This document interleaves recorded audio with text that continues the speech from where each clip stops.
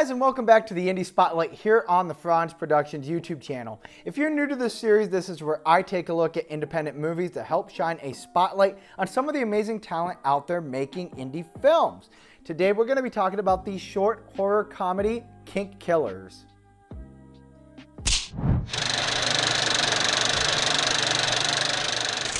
Kink Killers was written by Heather Bales and directed by Brad Case. The movie also stars Heather Bales alongside Simon Freitas, and the two of them play a murderous duo who also have some unusual fetishes. The movie opens up with Heather's character Hildy relentlessly tickling the duo's latest victim, Richie, played by Kenny Volkel. After Simon's character Sam comes in, he scolds her for tickling the guest before they check his pulse and believe him to already be dead. Fortunately, he is still alive for now, and he explains that he has this condition where he passes out if he laughs too hard.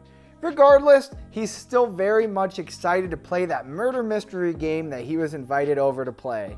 Unfortunately, though, there is no mystery. That's all that I'll say about the plot to avoid spoilers, as this is a 5-minute film. Instead, what I want to do is talk about some of the filmmaking aspects that you could take away from as an independent filmmaker yourself. I'd like to start off by talking about the fact that this movie was made as part of the Room 237 film competition for Cleveland's International Horror Hotel Film Festival. Like other short films that I've talked about on the Indie Spotlight that were made as part of a competition, I bring this up because it's really important that we as filmmakers acknowledge the opportunities that lie within participating in film challenges like this.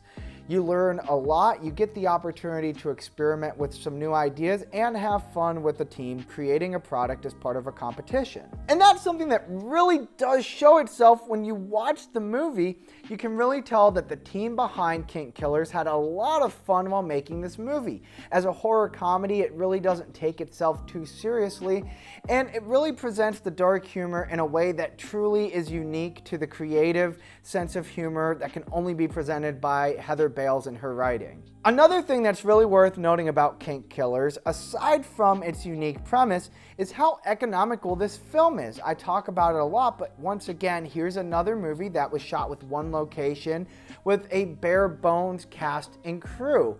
And it's another shining example of how sometimes keeping things simple can be best. And when you look at the credits, you really can find that Brad Case deserves a lot of attention, having directed, DP'd, and edited this short film himself. Overall, I definitely think that Kink Killers is worth a watch to independent filmmakers. It is a short and to the point, yet very fun example of a movie that has a very unique and goofy charm while also presenting a dark and violent sense of humor. And it's also another great example of keeping things simple. Sometimes less is more with a smaller cast and crew in one location, as well as showing you, a great example of a film that was made for a competition. Film competitions can be a very fun way to learn and grow as an indie filmmaker while, participating in a team environment and having a good time overall. And I think that Kink Killers definitely accomplishes all of that. You can watch Kink Killers right now here on YouTube, and as always, I'm going to link down in the description so you can go down and check out the film for yourself. Anyway, that's all that I have for you here today. Remember, if you like this content and you want to see even more videos on independent filmmaking, you know what to do. Subscribe, like, and smash that bell for notifications so you don't miss any videos right here on the Fronsman Productions channel. And if you are an independent filmmaker and you would like me to talk about your movie here on the Indie Spotlight, all you got to do is down in the comments, tell me what's the name of your movie and where can I watch it, and I will add that to my watch list to talk about in a later episode. But until next time, as always, that's a wrap.